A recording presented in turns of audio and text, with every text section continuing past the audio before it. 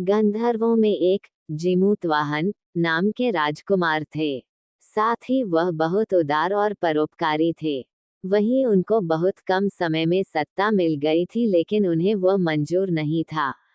वहीं इनका मन राजपाट में नहीं लगता था। ऐसे में वे राज्य छोड़ अपने पिता की सेवा के लिए वन में चले गए। वहीं उनका विवाह मलयवती नाम की एक राजकन्या से हुआ। एक दिन जब वन में भ्रमण करते हुए जिमूतवाहन ने वृद्ध महिला को विलाप करते हुए देखा।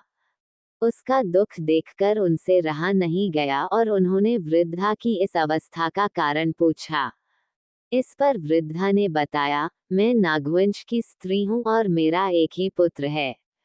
पक्षीराज गरुड़ के सामने प्रतिदिन खाने के लिए एक नाग सौंपने की प्रतिज्ञा की हुई है, जिसके अनुसार आज मेरे ही पुत्र शंखचूड़ को भेजने का दिन है। आप बताएं, मेरा इकलौता पुत्र बलि पर चढ़ गया तो मैं किसके सहारे अपना जीवन व्यतीत करूंगी।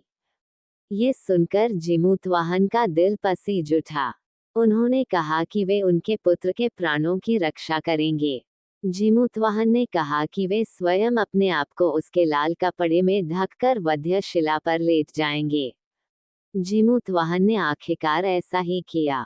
ठीक समय पर पक्षीराज गरुड़ भी पहुंच गए और वे लाल कपड़े में ढके जिमूतवाहन को अपने पंजे में दबोचकर पहाड़ के शिखर पर जाकर बैठ गए।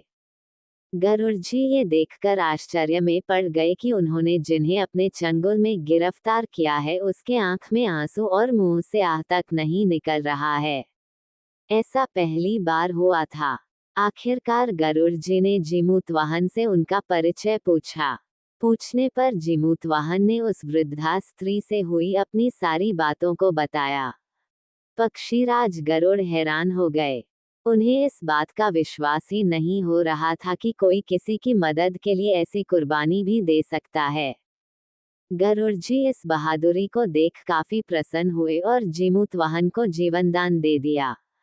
साथ ही उन्होंने भविष्य में नागों की बलि न लेने की भी बात कही। इस प्रकार एक मां के पुत्र की रक्षा हुई। मान्यता है कि तब से ही पुत्र की सुरक्षा हेतु जिमूतवाहन की पूजा की जाती है।